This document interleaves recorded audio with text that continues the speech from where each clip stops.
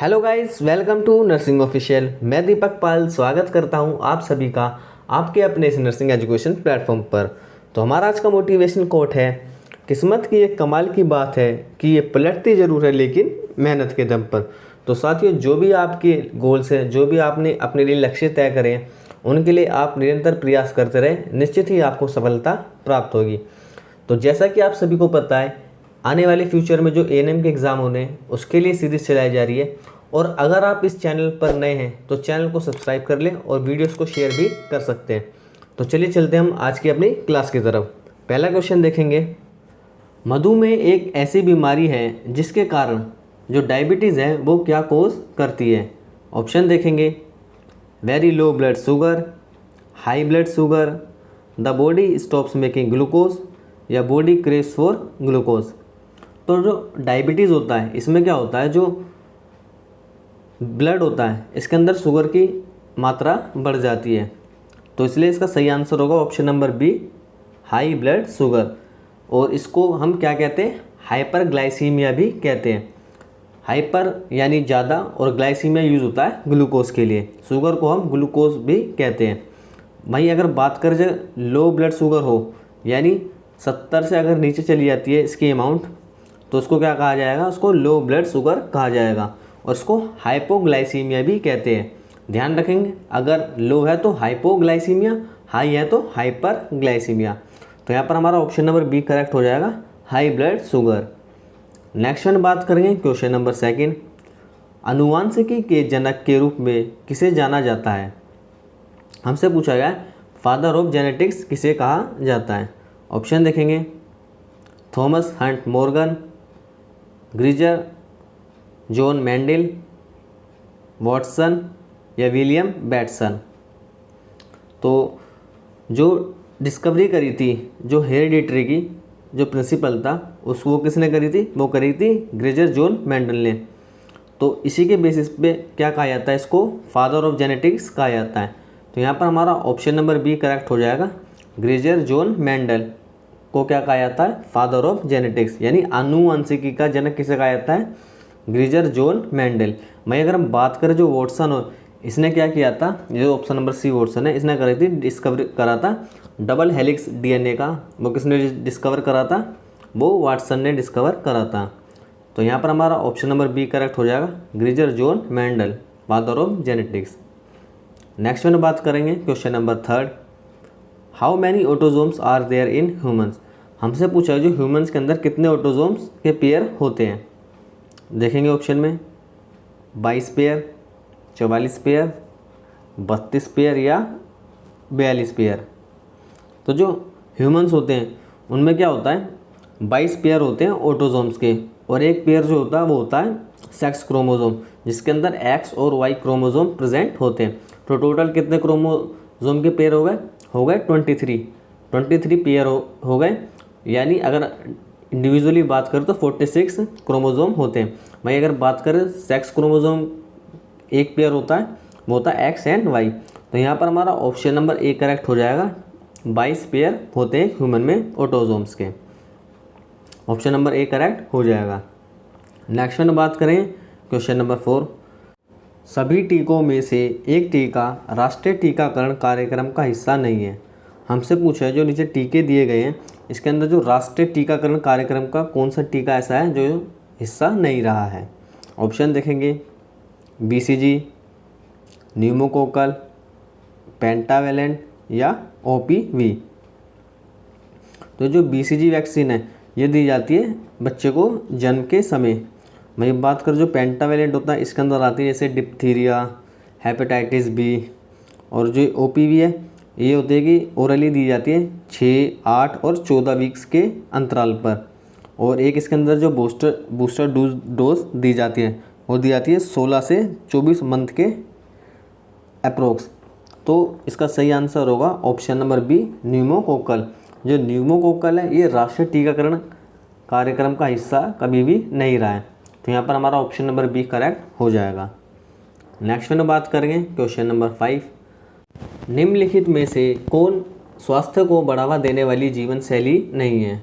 हमसे पूछा कि इनमें से कौन सी ऐसी जीवन शैली है जो स्वास्थ्य को बढ़ावा नहीं देती है। ऑप्शन देखेंगे, प्रातःकाल नियमित रूप से टहलना, अत्यधिक वसायुक्त मसालेदार और तैलीय व्यंजनों का सेवन, यानी जो फैट्स एडिबल फूड्स होते हैं या जो स्पाइसी फूड होते हैं और जो ऑयली फूड होते हैं उनका सेवन करना, या नशीली दवाओं से परहेज, व्यक्तिगत स्वच्छता का ध्यान रखना। तो ये काफ़ी इजी, आपको देखते ही समझ में आ रहा होगा। ऑप्शन नंबर बी यहाँ पर हमारा करेक्ट हो जाएगा। ये किसी भी तरीके से एक स्वस्थ जीवन की शैली नहीं है, तो ऑप्शन नंबर बी यहाँ पर हमारा करेक्ट हो जाएगा। नेक्स्ट में बात करें क्वेश्चन नंबर 6, निम्नलिखित में से कौन वायु प्रदूषण का खतरा है। हमसे पूछा गया इनमें से कौन सा ऐसा है जो वायु प्रदूषण का कारण हो सकते हैं। ऑप्शन देखेंगे, श्वसन संबंधी विकार जैसे अस्थमा, श्वास नली, शोथ, वातस्पति आदि, यानी जो रेस्पिरेटरी सिस्टम से जो जुड़ी बीमारियां हैं वो सारी इसमें आती हैं, जैसे अस्थमा हो गया, और जो सांस नली में किस तरीके जैसे ऑब्स्टैकल आना, आँखों में जलन और आँखों में आंसू निकलना, गर्भपात समय से पहले प्रसव और कम वजन वाले बच्चों का जन्म, यानी क्या होता है डिलीवरी के अपने टाइम से पहले ही डिलीवरी हो जाना, और जो लो वेट बर्थ होना। तो ये, और ऑप्शन नंबर डी उपरोक्त सभी। तो जितने भी option number A B C में दे रखे हैं ये सभी क्या हैं, ये इसके एयर पोल्यूशन से होने वाले कॉजेज़ हैं। तो ऑप्शन नंबर डी यहाँ पर हमारा करेक्ट हो जाएगा, उपरोक्त सभी। नेक्स्ट में बात करेंगे क्वेश्चन नंबर 7, कुछ खाने की आदतें, यानी कुछ ऐसी ईटिंग हैबिट्स जो हृदय वाहिका रोग की घटनाओं में योगदान करती हैं, यानी जो कार्डियोवास्कुलर डिसीज होती है उसको बढ़ावा देती है। ऑप्शन देखेंगे, ऐसा आहार जिसमें वसा की मात्रा अधिक हो, यानी ऐसा फूड हम ले रहे हैं जिसके अंदर फैट्स अधिक मात्रा में है। ऐसा आहार जिसमें सब्जियों की मात्रा कम है, यानी ऐसा आहार जिसके अंदर की सब्जियां कम है। ऐसा आहार जिसके में फलों की मात्रा कम हो, या उपरोक्त सभी। तो ये उपरोक्त सभी वाला इसमें हमारा करेक्ट हो जाएगा, क्योंकि हमें एक बैलेंस डाइट लेनी चाहिए जिससे कि हमारा जो कार्डियोवास्कुलर सिस्टम है वो बिल्कुल मजबूत रहे। तो यहाँ पर हमारा ऑप्शन नंबर डी करेक्ट हो जाएगा। नेक्स्ट में बात करेंगे क्वेश्चन नंबर 8, निम्नलिखित में से कौन सा रोग मच्छर से फैलता है। हमसे पूछा गया इनमें से कौन सी ऐसी बीमारी है जो मच्छर से ट्रांसमिट होती है। ऑप्शन देखेंगे, मलेरिया, फिलेरियासिस, डेंगू फीवर, या all of the above.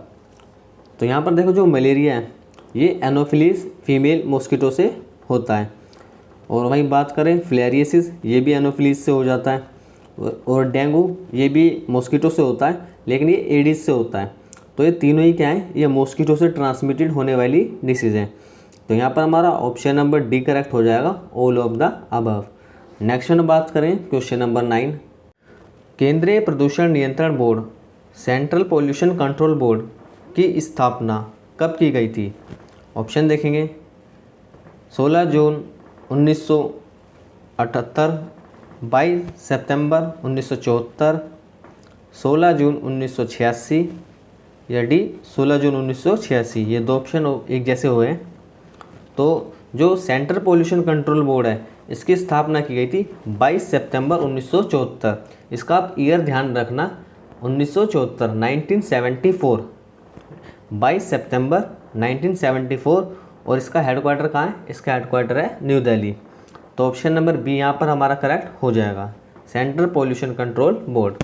Next में बात करें क्वेश्चन नंबर 10, दूषित जल के सेवन से होने वाला रोग। हमसे पूछा है जो पोल्यूटेड वाटर होता है अगर हम उसको इनटेक करते हैं तो उससे क्या क्या डिसीज़ हो सकती है। ऑप्शन देखेंगे, पोलियो, कोलेरा, हेपेटाइटिस ए, या ऑल ऑफ दी अबव। अब बात करें पोलियो की, तो ये क्या होता है, ये बैक्टीरिया से होता है, और इसका जो बैक्टीरिया होता है वो कौन सा होता है, विब्रियो कोलेरा। वही बात करें कोलेरा, ये होता है कंटामिनेटेड, अगर हम वाटर लेते हैं या पूरा सैनिटाइजेशन करते हैं अपने प्रति, तो ये कोलेरा होने के चांसेस होते हैं, जिसे हम हैजा भी कहते हैं।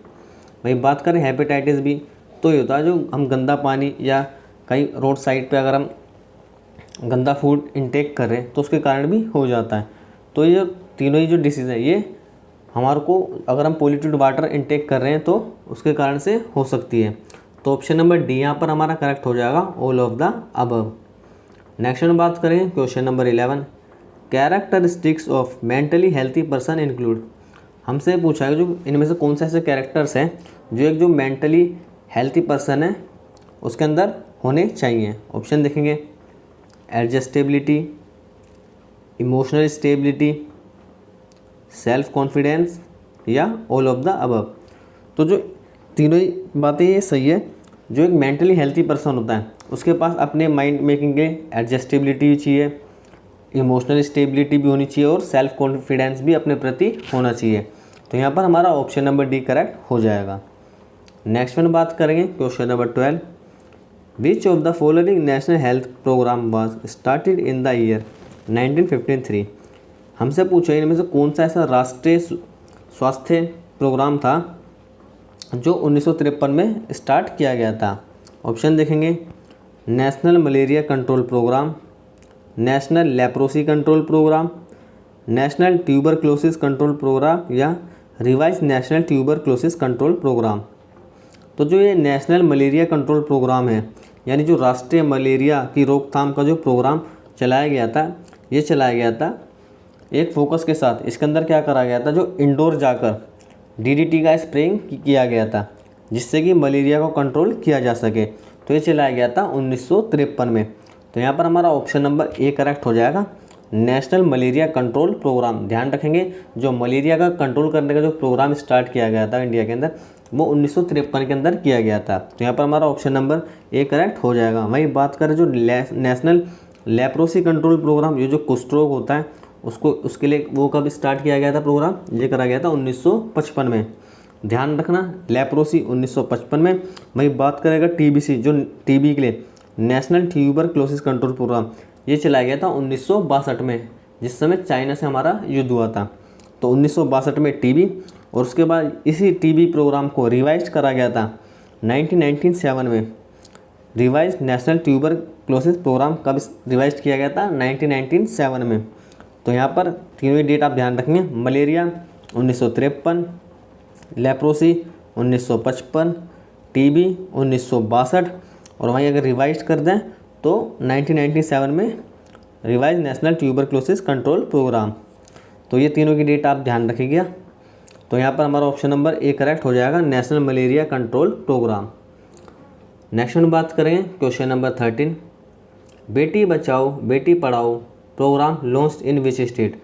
जो बेटी बचाओ जो बेटी पढ़ाओ का जो प्रोग्राम लॉन्च किया गया था वो कौन से स्टेट से किया गया था। ऑप्शन देखेंगे, हरियाणा, उत्तर प्रदेश, बिहार या दिल्ली।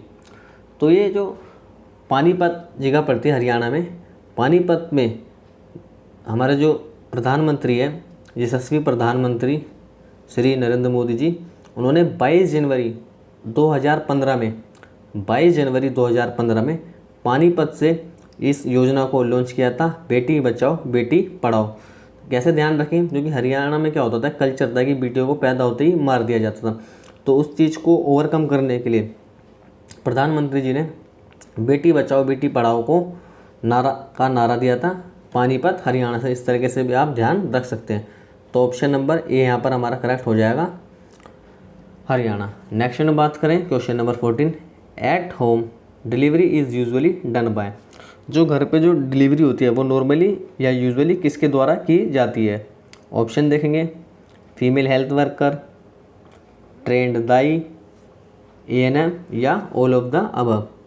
तो जो घरों में जो डिलीवरी हो जाती है उनके अंदर ये तीनों ही इन्वॉल्व रहती हैं, जैसे जो भी जरूरत हो तो ये तीनों भी में से कोई भी कर सकता है। तो ऑप्शन नंबर डी यहाँ पर हमारा करेक्ट हो जाएगा। नेक्स्ट में बात करें question number 15, a village level health worker is known as ASHA is a part of the which of the following mission. जो गांव के लेवल पर जो आशा वर्कर होती है, मतलब जो हेल्थ वर्कर होती है, जो जिन्हें हम आशा कहते हैं, वो किस मिशन का हिस्सा हैं। ऑप्शन देखेंगे, स्वच्छ Bharat mission, national rural health mission, राष्ट्रीय स्वास्थ्य बीमा योजना या सेंट्रल गवर्नमेंट हेल्थ स्कीम। तो जो आशा वर्कर हैं ये एनआरएचएम का हिस्सा है, यानी नेशनल रूरल हेल्थ मिशन।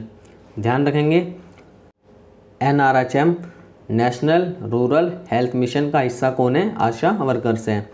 और जो आशा होती है इनकी एक रिक्वायरमेंट है कि ये रेजिडेंट होनी चाहिए उसी विलेज की, और ये या चाहे तो मैरिड हो, डिवोर्स्ड हो या विडो, ये इनकी क्वालिफिकेशन है।